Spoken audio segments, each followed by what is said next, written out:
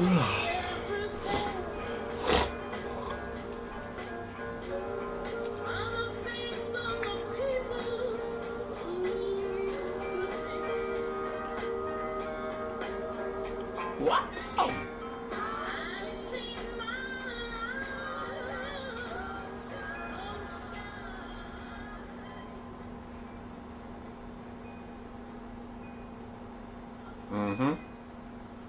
All right, so far so good. Why do you disappear, program? There you are. Good morning. Happy Tuesday. What is this all about? Bleep, bitty, bleep, bloop. And maybe you'll focus in eventually, autofocus. No, you really don't want to. Alright, whatever. Come on, how about now? Now? Why is the focus being crazy today? Sheesh! Spent this morning in John. Hey, sweet, sweet John. And, because John is good. And a really short passage today. John 8:31. Then Jesus said to those Jews who believed him, "If you abide in my word, you are my disciples indeed, and you shall know the truth, and the truth shall make you free." They answered him, "We are Abraham's descendants, and have never been in bondage to anyone. How can you say you will be made free?" And Jesus answered them, "Most assuredly I say to you, whoever commits sin is a slave of sin, and a slave does not abide in the house forever, but a son abides forever. Therefore, if the Son makes you free, you shall be free indeed." Indeed. Now, I guess what that was striking up in me was just like, we all cherish truth, right? I mean, a true friend will always tell you the truth, you know, whether harsh or loving. And sometimes, I think we've all found this, I assume, I don't know, to me it seems quite prevalent, and I know it happens to me as well as it seems to happen a lot around me. That a lot of people, I think we misinterpret love sometimes and make it into you're chasing the feeling of the person you're trying to love. So you don't want to upset them, you want to kind of support them in all that they do. But though, if you look at your life and those who've truly loved you and made impact on you, they didn't agree with everything you did. They didn't just go, "Oh, that's a good idea," and "Oh, that works out well," and just support everything that you do. Because everything you do is not going to be perfect. We know this, yes? And we know failure's an important teacher too. And sometimes you're just going to have to head out there and really just fail it out, fail it big in either an endeavor, or we're talking internally here at the same time. That you're like, "Oh, no, I got it. This is going to be fine. This is what it is," and you're totally putting your thing on it, and blah, blah, blah, and then we do it, and then we're like, "Oh, F. They were totally right." But there's freedom in speaking truth, and there's freedom in knowing truth. There's freedom in being in truth. And sometimes you don't know the truth till you're in the moment, you know? And sometimes you'll have that advice, or whatever, where they're like, "Yeah, that's not pleasing." And you're like, "Oh, well, I'm going to do it." And then you have truth in the moment really there. You have just a glimmer of it. But it's so easy to get your hackles raised, man, when people tell you what to do. Woo! Woo! It's so funny, because you see it in children from the get-go. And I don't really think it, except for the rare exceptions, it never really goes away that you don't want to be told what to do.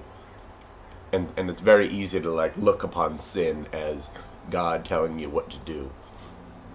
Oh, all these things that you don't like, God, those are sin? That makes them sin because you don't like them? That doesn't seem fair. But in the illumination of his word and his truth, I guess even when I've forged on ahead and ignored what I knew to be his word, it's always crumbled me and laid me low, and I've been like, wow, I really walked through this whole period, however long, of struggle and misery, and just by not even acknowledging that God was right in telling me that I was full of sin, you know? But I am, and we are. You know, it's our very nature to, again, like, decide all things based on our own internal system, you know? This sort of humanism may, I guess, to quantify it or whatever, qualify it. It's almost like that the humanism that's now kind of become, we are all our own gods, and we are all our own, you know, trying to become our own religions. And there's nothing new about that. There's nothing new under the sun. It's the same thing for thousands upon thousands of years, that it was, we have always wanted to be our own god and our own governor. But that just doesn't work organizationally speaking. That you have to decide on laws like between yourselves, blah blah blah blah. And we are not creatures merely of earth and dust and flesh. You know, we are creatures of spirit. And if you've ever felt any connection with what else there is, it's powerful stuff, and it's mysterious stuff, and it's easy to just in fear or in whatever to shrink back and be like, oh, well, that functions under the same rules that the earth does, which is like whatever I make it so, however I make it so, like Jean-Luc Picard, that's how it is. And that's what Christ is talking about.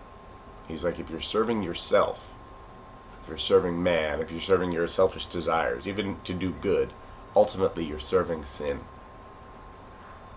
You're serving that which is broken within you, not that which is giddy and dancing. It may feel, even the best parts of you that feel like giddy and dancing are but a paltry shadow of our design, which is to be bounty, not only here but throughout eternity. Or like Bob Dylan said, you gotta serve somebody. And I guess for my lot, and Bob's at the time, and who knows what Bob's up to now. We don't talk that much anymore. Yeah, made Archie laugh. Mine is to serve the Lord. So look to Him. Look to Him for guidance and to place truth in your life. You know, the bright light of truth, which can be harsh sometimes. But let it instruct, let it teach, you know? Because God is real and deeply invested for whatever reason. It was funny, I was just reading another psalm. They're like, Lord, why do you pay attention to us? It doesn't make any sense. You've created the heavens and the earth, and then you're like, I'm going to invest and do all this stuff through human beings and with these paltry dancing dust balls that are people. That's crazy. And by our understanding, it certainly is crazy. And there's some things that God says that you're like, what? Really? Is that how you roll? Well, all right. Because He's never, he does not lead astray. And He leads you to discipline, the discipline of light, the discipline of love, where you learn to cherish and love that which is holy. And man, it's just daily, it's rejuvenative, it's restorative, and and He also teaches you in truth to turn from, not only cherish that which is holy, but to truly revile that which is not helpful to you. To want it to be struck from your life, and to ask daily, strike that from my life. Why is it still clinging? Lord, teach my tongue, teach my eye, teach my mind, teach my soul, that I might be holy, that I might be all the righteousness and all the joy that You've designed me for. Anyway, that's what it made me think about it anyway. What did you think? Amen? Selah.